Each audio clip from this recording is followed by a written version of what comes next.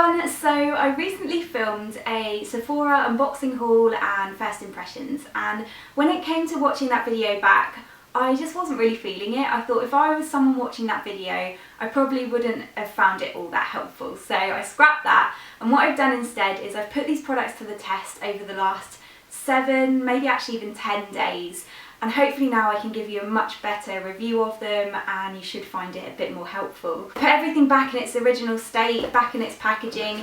I'm such a sucker for packaging and I just, for some reason, can't seem to get rid of it. Especially when things are new, I just have this habit of putting everything back in its box.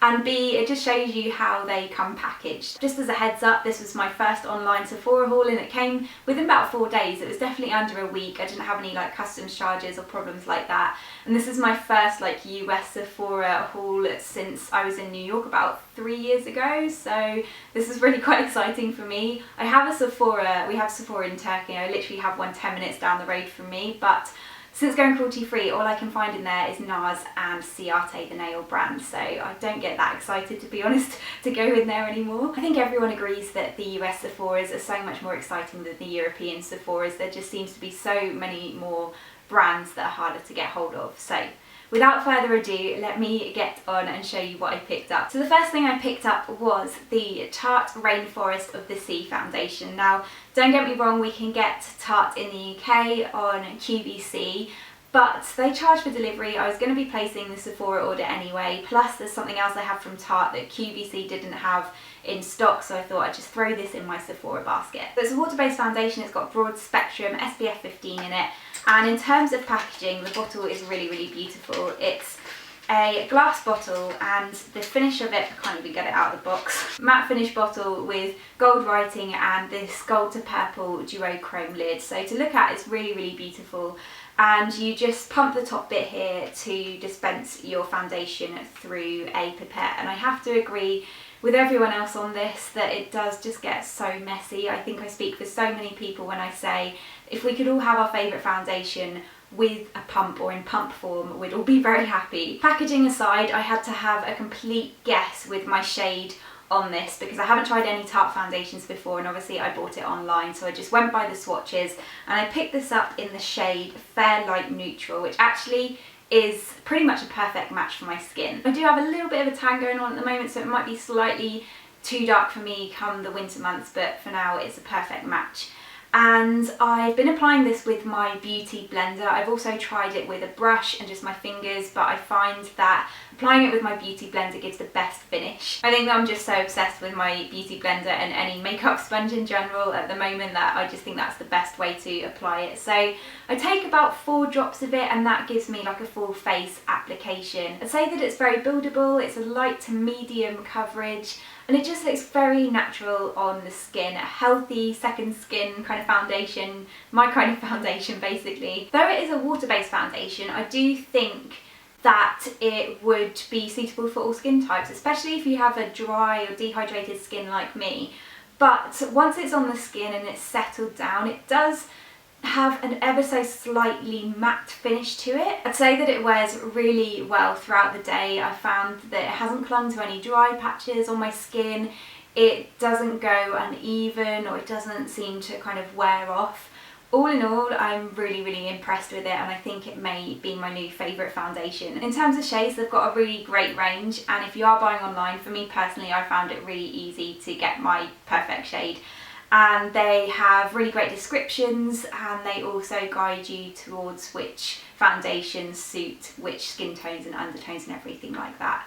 The Rainforest of the Sea foundation is permanent, I believe, but I think some pieces are exclusive to Sephora only. I also picked up a concealer, and this is by Too Faced. It's their Born This Way Naturally Radiant Concealer. Again, we can get Too Faced in the UK, but I don't think that this is out yet. At least the last time I checked, which was yesterday, it wasn't out, although it's meant to be released in the UK early August, and I picked this up. I made my Sephora order at least a month ago, so back then it was still very new. I'd heard really great things about the Born This Way foundation. I haven't tried that myself, but I thought if that's good, then this has got to be good, hopefully. And I've been looking for a new concealer for ages, you guys will know from my makeup tutorials, and this just sounded perfect, my kind of concealer. Naturally Radiant Concealer. It sounds very much like the NARS Radiant Creamy Concealer, which is my favourite current concealer. And I think what drew me into this is the fact that it's infused with coconut water and hyaluronic acid, so it sounded a very hydrating concealer. Again, sounded perfect for my dry, dehydrated skin. So I had to have a guess with the shade on this as well. I went for the shade Fair. I think there are around 6, 7, 8 shades altogether, so again a good shade range. And in terms of packaging, it very much looks like the Born This Way foundation, just in like tube form. It's a doe foot applicator, and what I love about this is that the sponge is flexible. So like with my NARS Radiant Creamy Concealer, it's not flexible at all, and I can sometimes feel that it drags my skin, whereas this, as you're applying it, it moves as you're applying it. In terms of consistency, it's quite thick. I think I'm just so used to the lightweightness of the NARS Radiant Creamy Concealer, but the coverage from this is amazing. It's instant coverage. I pop it underneath my eyes and also on areas of redness and any blemishes, and again I just blend it in with my beauty blender, and then I kind of just tap over, especially underneath my eyes, with my ring fingers just to really warm the product into the skin. My under eye circles, any blemishes, just completely covered up. It makes your skin look perfect, and again I think because of the hyaluronic acid and the coconut water, it doesn't cling to any dry patches of skin. Although I'd say it's a medium to full coverage concealer, it's very undetectable on the skin. It looks very, very natural. I think that again it's pretty much a perfect match for me. Maybe a tiny bit too light, but I really don't mind that when it comes to concealer, especially underneath my eyes. It really just brightens up my whole eye area and just makes my skin look radiant. The one thing I'd say with this is that it does tend to crease underneath my eyes, but I think that my eyes are quite creasy in general, and I found that with the NARS Radiant Creamy Concealer as well. Any concealer that I've tried just tends to crease underneath my eyes, so it's not too much of a big deal for me. I'll just pat it in throughout the day when I go to touch my makeup up, and then I'll go and set it with some more setting powder. Again, really impressed with this so far, and I think it could be up there with my NARS Radiant Creamy Concealer. So the other thing I picked up from Tarte was their Tartelette in Bloom eyeshadow palette, and I think that this has been out for quite a while, but I've wanted to get my hands on it for so long. This has got my kind of look written all over it. It's the perfect neutral natural eyeshadow palette, and I just have to show you the packaging of this, even though I'm sure you've seen it before, because it is absolutely stunning. It has this kind of pink and purple, almost like a petal leaf layered effect, and then with the gold writing again. It's really, really sturdy to the point where I struggle to get it open basically. And inside you have an amazing big mirror, which is always a bonus, and then 12 eyeshadows, 9 of which are matte, and then you have 3 shimmers, and they're just the most beautiful, as I say, neutral shades. You've got some lighter shades, some pinky tone browns, some browns, taupes, darker browns, and even a black if you want to go for a smoky look. And I think the way that this has been laid out is so that you can create a look using the shades from the top row or the middle row or the bottom row, but obviously you can completely mix and match and use whichever shade you like, which is what I did today. So on my lids I used the shade Sweetheart. It's like a pink tone brown, and I just washed that all over the lids. And then through the crease I applied the shade Smarty Pants, which is like a matte mid-tone brown. I also applied the shade Rebel to the outer corners of my eyes, and that's like a really rich chocolatey brown, but almost with a bit of a red undertone to it.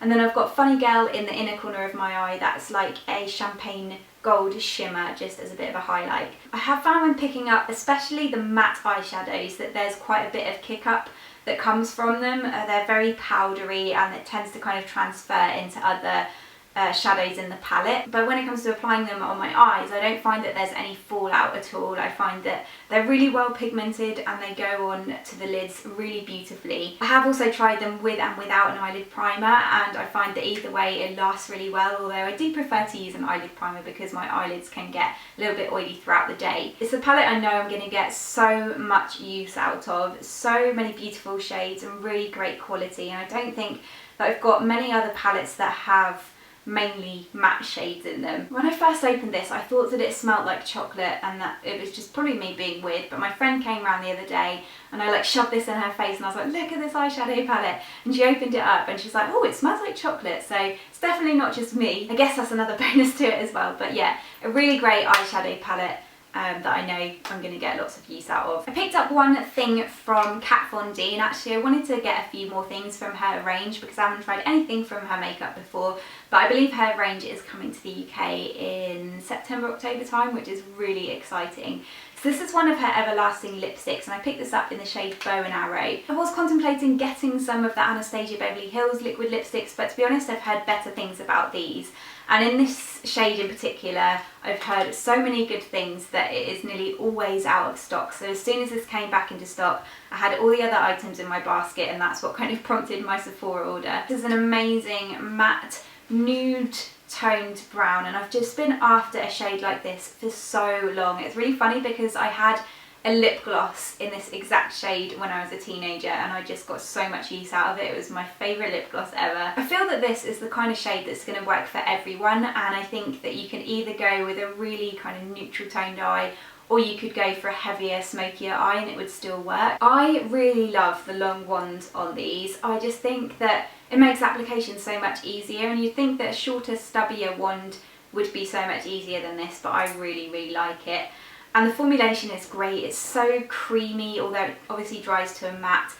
And I don't find it at all drying, even though my lips are constantly dry. It doesn't like settle into any cracks in my lips. It wears really well throughout the day and wears evenly. And I do actually apply 2 coats, so I first apply 1 coat, let it dry, and then put another coat over the top. Such a great formula and liquid lipstick in general. I'm definitely going to be picking up some more shades of this when her range comes to the UK. So if you've got any recommendations, if you've tried any shades, definitely leave them in the comment section below, but preferably not the dark blue. That's really it in terms of makeup. I picked up a couple of skincare bits, both from Tatcha, and I've tried some samples from them before, but I've never purchased any of their products. They're quite expensive, but I've always heard really good things. So this is the Luminous Dewy Skin Mist, and it's basically a skin mist that you can apply to the skin on its own as like a bit of a hydration kind of fix, or you can apply over makeup to just give your skin that really kind of radiant, healthy look.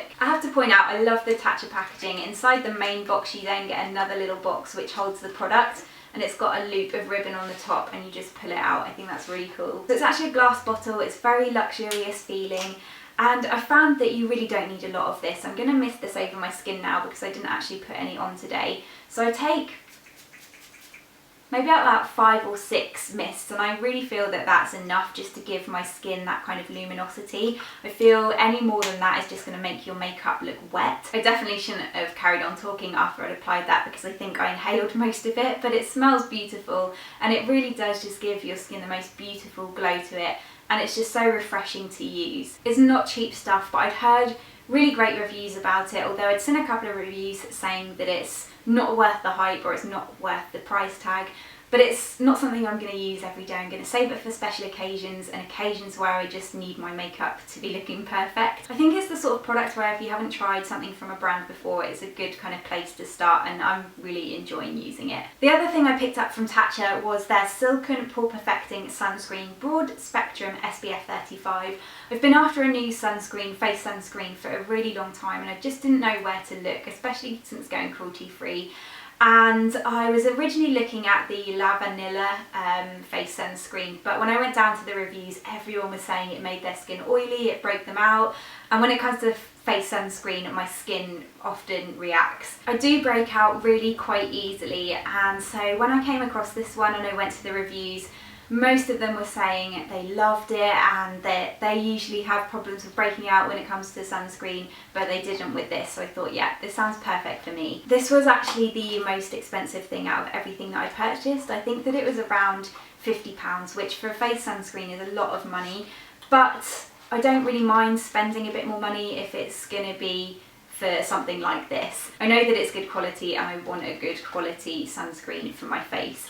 So it comes in a little tube like this. I think it's 60 millilitres in size. I've had days where this has been on my skin for 20 minutes when I've just gone out in the sun, and then I've come back in and cleansed my face, had a shower, and I've had other days where this has been on my skin when I've been outside for most of the day, so pretty much all day. It's still very early days. As I say, I've been using it for around 10 days, but I haven't had any problems at all with breakouts.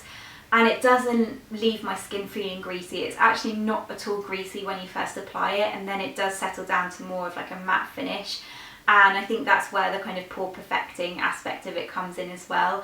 It says on the back that it helps to reduce the appearance of pores and leaves the skin looking beautifully brighter. I feel that this would be a good base underneath makeup as well. I actually haven't tried that yet. I've just been using it as an SPF when I've gone out in the sun, and I usually do have to go for quite a high SPF because I'm so pale and I burn so easily.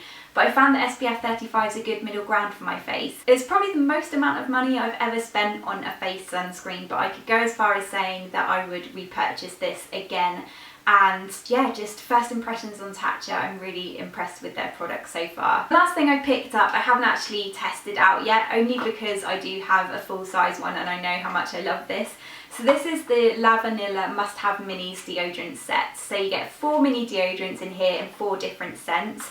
You've got the vanilla lavender, vanilla coconut, fresh vanilla lemon and vanilla grapefruit. And I've wanted to try the vanilla coconut for such a long time. So not only did I think that this would be amazing for travelling and just keeping one maybe in my handbag to have a bit of a refresh throughout the day if I need it, it's a great way to try some of the scents as well. I've got the full size fresh vanilla lemon, which I absolutely love. I mean, it's not an antiperspirant, it doesn't stop me sweating, especially in this heat, it's just impossible, but it does keep me smelling fresh throughout the day. And what I love about these is that they're all natural ingredients. There's no aluminium or aluminum if you're from the US. They're 100% healthy, no harsh chemicals or anything like that. And I love the fact that it's a cream. I just find that really, really soothing. I was going to pick up the Sports Luxe edition. I thought that might be a bit more heavy duty for when I really need it.